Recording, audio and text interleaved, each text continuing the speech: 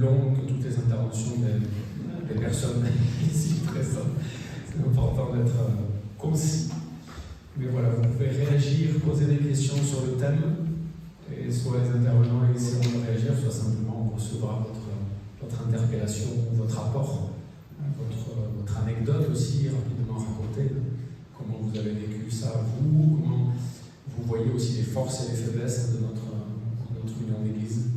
Voilà, donc déjà merci à Charles, Nina et Joël. Et voilà, 3 mots pour conclure en tout cas le temps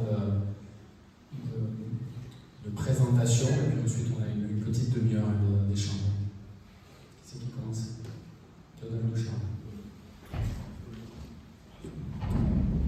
Voilà, j'ai écouté très attentivement les échanges de ce matin sur le projet de redynamisation par secteur, et j'ai été très sensible à la remarque de Samuel Godin qui disait tout ça c'est très bien, mettre des choses en place, faire appel à des missionnaires, etc.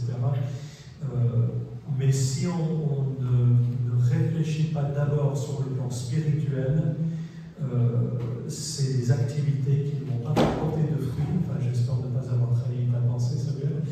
Et je pense que ça vaut évidemment pour les secteurs qui sont actuellement en difficulté, mais c'est à retenir pour l'ensemble de nos activités et l'ensemble de nos paroisses.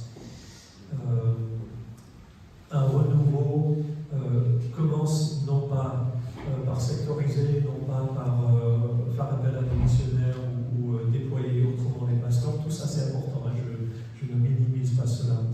Mais ce que je souhaiterais pour notre union d'église en termes de discipline, c'est que chaque conseil presbytéral, chacun de nous qui portons le titre de pasteur, chaque paroisse elle-même prenne réellement au sérieux cet appel à, non pas à être disciple, parce que quelque part nous le sommes tous, ça a été dit, mais à vivre réellement comme disciple.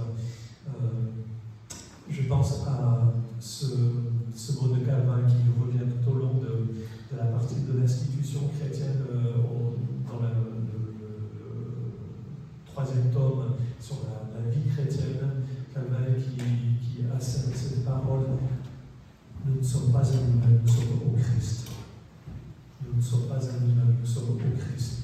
Et je pense que ça c'est vraiment le point de départ pour que nous puissions vivre un renouveau et de belles choses dans notre union nationale.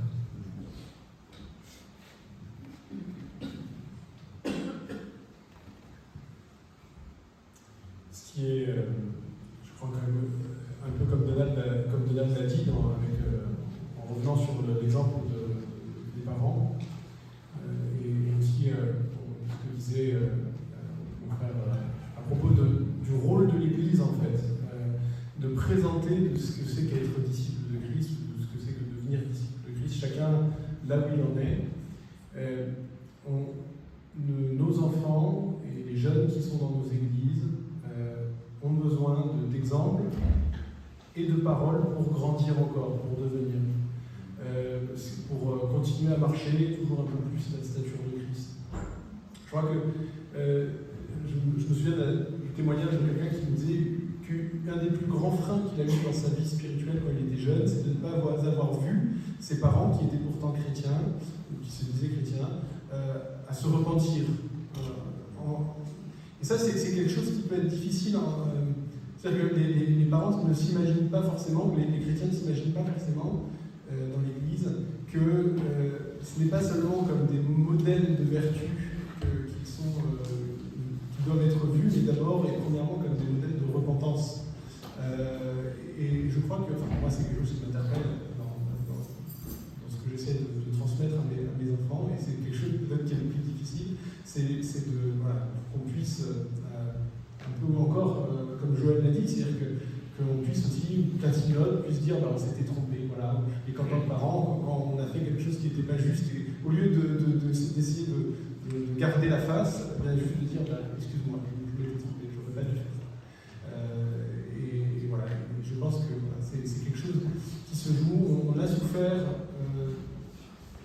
je suis d'accord avec. Il y a beaucoup de gens qui ont quitté l'Église parce que leurs parents n'ont pas été des modèles, ça c'est des choses qui arrivent, mais aussi même lorsqu'ils se sont bien conduits, ils ont mal interprété parce qu'il y avait peu de paroles. J'ai été assez marqué par un enterrement que j'ai fait il y a quelques semaines, où le couple était un couple pilier dans notre Église, et les enfants, aucun des enfants de ce couple, pourtant ils en avaient plusieurs, eh bien, n'a suivi la foi. Et quand on m'a demandé, qu'on m'a donné ce thème de table ronde, j'ai réfléchi en me disant mais qu'est-ce qui a manqué? Et c'est vrai que je crois que, comme a dit Donald, aujourd'hui, se contenter d'être un modèle silencieux n'est pas suffisant, n'est plus suffisant. Autrefois, ça pouvait, mais aujourd'hui, ça n'est pas. Les parents doivent être dans un témoignage de paroles et d'actes, et pas seulement de modèles, mais aussi, et premièrement, de repentance. C'est ce que j'aurais à dire sur ce niveau-là. Alors, 3 mots. Apocalypse 1, verset 6, qui est pour moi le verset qui me guide. Je vais vivre quelque chose d'exceptionnel à Pentecôte prochaine. On a 3 baptêmes à Saint-Martin-de-Londres. Un baptême d'adulte par immersion, une confession de foi de quelqu'un qui reconnaît son baptême d'enfant et un baptême d'enfant. Excellent. Et la base de ce que je leur transmets, c'est ce texte, Apocalypse, chapitre 1, verset 6, où il y a 3 mots-clés. La reconnaissance que Dieu nous pardonne nos péchés, qui entraîne le fait que Dieu nous donne la vie, et qui nous permet ensuite de pouvoir servir le Seigneur. Et en fait, c'est ça être ici. Enfin, si je résume, qu'on soit enfant, petits ou grands, c'est ça. Qu'on puisse, alors derrière servir, il y a le louer, le célébrer, annoncer, évangéliser, être diacre ancien, tout ça. Mais il y a quelque chose de fort dans ce passage. On les applaudit, s'il vous plaît.